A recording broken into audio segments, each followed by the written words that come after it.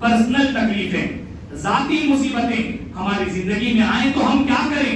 अल्लाह तबारक व तआला ने फरमाया इस्तगफिरू रब्बकुम इन्नहु कान गफ्फारा, अपने परवरदिगार की बारगाह में इस्तिगफार करो, कसरत से बख्शिश का सवाल करो, मगफिरत मांगो अल्लाह से।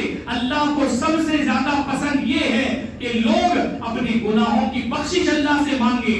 आप जानते हैं जब मुसलमान इस्तिगफार कसरत से करता है उसके हर तरह के मसाइल का हल निकलता है। हजरत इमाम हसन की बारगाह में एक मर्तबा कुछ लोग आए, शिकायत की कि बारिश नहीं हो रही है। फरमाया इस्तिगफार कीजिए बारिश हो जाएगी। लोग चले गए।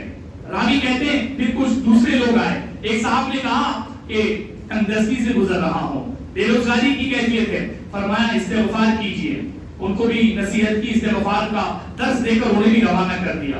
फिर दूसरे हजरात आए, उन्होंने अपनी मुसीबत आपकी बारगाह में रखी।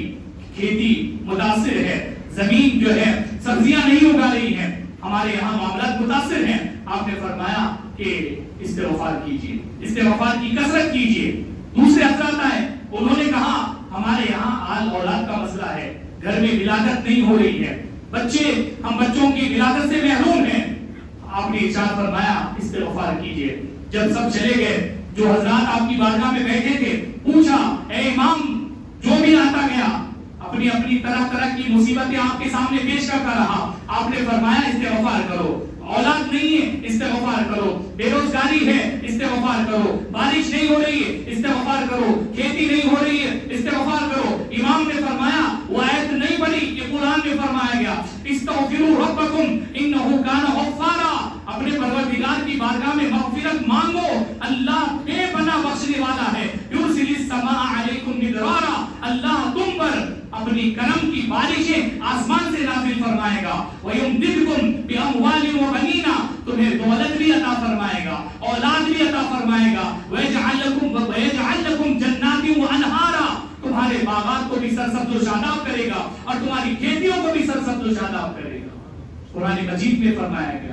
तो आपने आयत पढ़ के फरमा दिया कि मुसलमानों के लिए अपनी जाती मुसीबतों का इलाज इस्तिगफार में है। मुसलमान अपने गुनाहों पर नजर करें। इस्तिगफार की कसरत का मतलब यही है, अपने गुनाहों पर नजर करें, अपनी मासियत के गिरेबान में झांकें, क्या गुनाह किए हैं उन पर नजर करते हुए अल्लाह वहदहू ला शरीक की बारगाह में गिड़गिड़ाएं, रोएं। बेऔलाद औलाद वाले हो जाएंगे, बेरोजगार साहिब रोजगार हो जाएंगे, जिनकी दौलत की कमी है, जिनके यहाँ गुर्बत का मामला है, उनकी गुर्बतों का खात्मा होगा।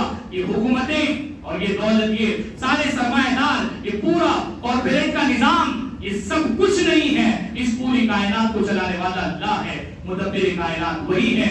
बहैसियत मुसलमान हमारी जिम्मेदारी है, जब हम जाती तकलीफ में हो इस्तिगफार की कसरत करें। आका करीम सल्लल्लाहु अलैहि वसल्लम मासूम थे, हुजूर से गुनाह होना मुहाल है। सारे अंबिया को अल्लाह ने मासूम बनाया, लेकिन इस्तिगफार के बारे में रिवायतें उठाकर पढ़िए।